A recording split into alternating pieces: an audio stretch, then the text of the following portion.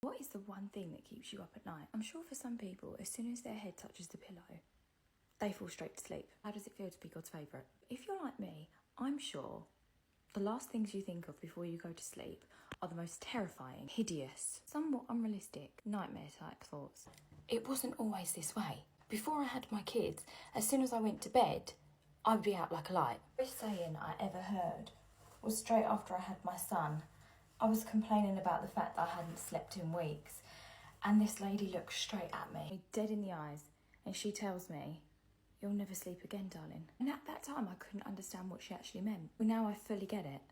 Because even when your kids are teenagers, you can't sleep for a completely different host of reasons. Did she text me to say she got home safe? So imagine this, it's the middle of the night. You live in a very rural location, got hardly any neighbours. Your husband's staying next to you, and you consider waking him up. You're a little dot of a woman and you're in no position to go downstairs and fight off a burglar. But the man laying next to you, all 6'6" of him, works a 7-day week. The thought of waking him up out of what looks like a very nice sleep just doesn't appeal to you. So you put the fears to the back of your mind, you turn over and you go back to sleep. By the morning, you've probably almost forgotten about the loud noise, the thud.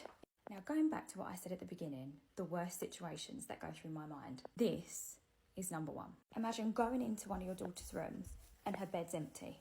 It doesn't even look like it's been slept in at all. You pull the covers back just to be absolutely certain that you've not made a mistake. She's not there. You don't have a phone. Panic fills the house. Can you imagine? You wake up, your child's gone. One of the older boys gets on a bicycle and rides into town. Because of how rural the location is, it's going to take a few days to spread the message for people to start looking. And to give some background, this isn't the first mad situation this woman has had to deal with. She'd already lost 2 children. I just don't think I'd ever sleep again. Police in and out of your house, your whole life is disrupted. Can't afford not to work. So you're out on the farm every day, sobbing between jobs. The other kids around you trying to reassure you that everything's going to be fine and she's going to come home. Secretly, they really miss their sister too. Now, I know it's wrong, but we all have our favourite siblings, don't we? And from what I've heard in this situation, it seems like the sister that is missing is everybody's favourite big sister. So when Bridey goes missing, there is a massive gaping hole in this family. Bridey had actually moved away from home at the age of 14 to look after somebody else's children, kind of like an au pair. And this job is just the perfect match for Bridey. She is caring and selfless and so much fun. And I'm sure we've all met people like this, but you know the sort of person that you would meet them and know them for 5 minutes, but you could tell them your whole life story. You feel heard. You can tell they're listening to you. That was Bridey. It was also said that she was her dad's favourite. She went missing and her dad had realised, all 6'6" of this gentle giant taking himself off into the fields, and he didn't speak to people. He was absolutely devastated that his baby girl was gone. When Bridey lived away, he would cycle hours every Sunday to take her to mass. Can you even imagine that? Like a 6'6" man cycling all the way, picking his little baby girl up and taking her to church, like, oh, Ma. And now she's missing. And he carries on doing this.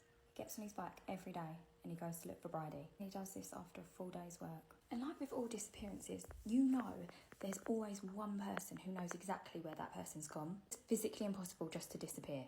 And in this case, the person with that information was a lot closer to home than what Bridey's dad knew. They were living under the same roof. They watched this man come home drenched from hours of searching. They watched his wife cry every night and pray for her little girl back. They ate at the same table as them.